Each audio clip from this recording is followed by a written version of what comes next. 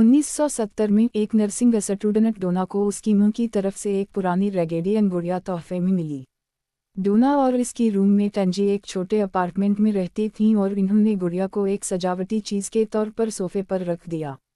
लेकिन जल्द ही गुड़िया ने अजीब हरकतें दिखाना शुरू कर दीं। शुरू में गुड़िया ऐसी जगहों पर दिखाई देती जहां उसे नहीं होना चाहिए था, जैसे एक कमरे से दूसरे कमरे में जाना। डोना और एंजी ने इब्तिदा में सोचा कि शायद ये उनकी गलतफहमी है या किसी ने उसे गलती से हिला दिया होगा। लेकिन वक्त गुजरने के साथ गुड़िया की हरकतें ज़्यादा वाज़ेह होने लगीं, जैसे वो कभी घुटनों के बल या खड़ी हालत में पाई जाती।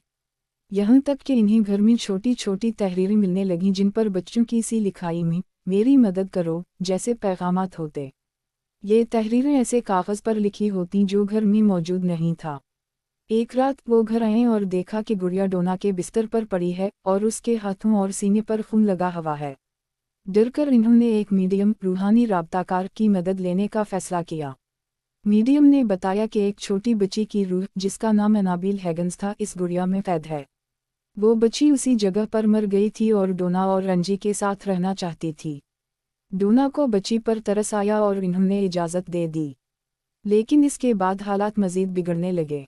एंजी के दोस्त लोग, जो पहले से ही गुड़िया से खौफजदा था, ने बताया कि उसे डरावने ख्वाब आने लगे जिनमें गुड़िया उसके जिस्म पर चढ़कर उसे गला घूंटने की कोशिश करती थी।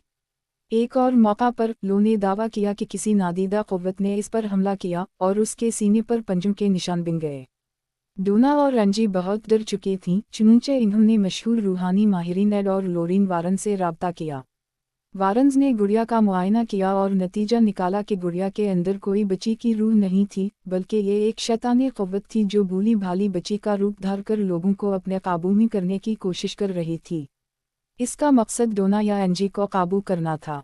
वारन्स ने कई रूहानी इबादत की और गुड़िया को अपने अजायब घर में ले गए, जहां आज भी ये एक शीशे के खुसूसी संदूक में कैद है। इस पर एक इंतबाही बोर्ड भी लगा हुआ है कि गुड़िया को हाथ न लगाया जाए, क्योंकि वारन्स का मानना था कि ये गुड़िया कई अलमनाक वाक़यात की वजह बनी है, जिनमें एक नौजवान की मौत भी शामिल है जिसने गुड़िया का मजाक उड़ाया था और बाद में मोटरसाइकिल हादसे में जान से हाथ धो बैठा। हालांकि ये कहानी फिल्म में ड्रामाई अंदाज में दिखाई गई है, लेकिन असल एनाबील एक रेगेडियन गुड़िया है, जो फिल्म में दिखाई जाने वाली खौफनाक चीनी गुड़िया से बहुत मुख्तलिफ है। लेकिन इसके इर्द गिर्द मौजूद अफसाने आज भी बहुत से लोगों को डराते हैं और एनाबील को दुनिया की सबसे खौफनाक और पुरस्कार चीज़ों में शुमार किया जाता है।